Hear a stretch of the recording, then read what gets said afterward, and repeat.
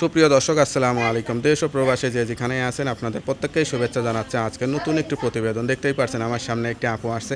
আপুটা দেখতে শুনতে অনেকটাই সুন্দর, আসলে হাসি খুশি একটি আপু। আসলে কেন আসছে বা কী বলতে চাই এত সুন্দরী হয়ে, চলুন কথা বলে জানার চেষ্টা করি। আপু আসসালামু আলাইকুম। ওয়ালাইকুম আসসালাম। আপু আপনার নাম কি? তাবাসসুম। তাবাচ্চুম। আপু কেমন আছেন আপনি? জি আলহামদুলিল্লাহ আপনি ভালো। যে এত সুন্দর হয়ে আসছেন, আসলে এই সুন্দরের রহস্যটা কি? না ভাই আমি সুন্দর না, আমি কালো মানুষ।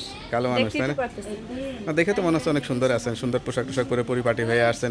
কি আশা নিয়ে আসছেন আসলে? আসছি একটু মানুষ কষ্ট করে তো মানুষ আসে, এমনি তো আর কেউ আসে না। কিসের কষ্ট? কষ্ট অনেকই তো কষ্ট আছে যেমন- অনেক কষ্ট। হ্যাঁ অনেক কষ্ট। এত কষ্ট তো শোনার সময় নেই, নাকি বলার সময় নেই?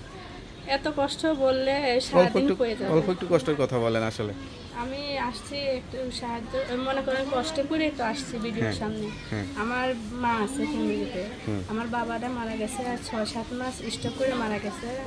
আমরা দুইটা বোন, আমার ভাই নাই, সংসারে অনেক অভাবে পড়েই আমি আসছি। আচ্ছা আচ্ছা, মা নাই বাবাও নাই, তাই তো? না মা আছে, বাবা মারা গেছে। বাবা মারা গেছে। সংসারের খরচটা এখন কে চালাচ্ছে? এখন আমিই চালাই। আপনার বিয়ে শাদী হয় নাই? জি না, বিয়ে শাদী বয়স হয়নি। কত আপনার? আমার বয়স 19 লেখাপড়া করছিলেন? করছে। কোন ক্লাস পর্যন্ত? এই 5-6 পর্যন্ত অল্প পড়াশোনা করছিলেন। করছি, বেশি করতে পারি নাই তো এই যে একটা অভাবের কারণে। বিবাহ উপযুক্ত মেয়ে মানুষের বাসা বাড়িতে কাজ করেন, এখানে সমস্যা হয় না? সমস্যা হইলে কি করবো, এখন নিজেরা তো মানিয়ে নিতে হবে, নাহলে তো আমার সংসারটা চলবে না। কারণ আমাদের সংসার চালাবার মতন তো এরকম লোকও নাই।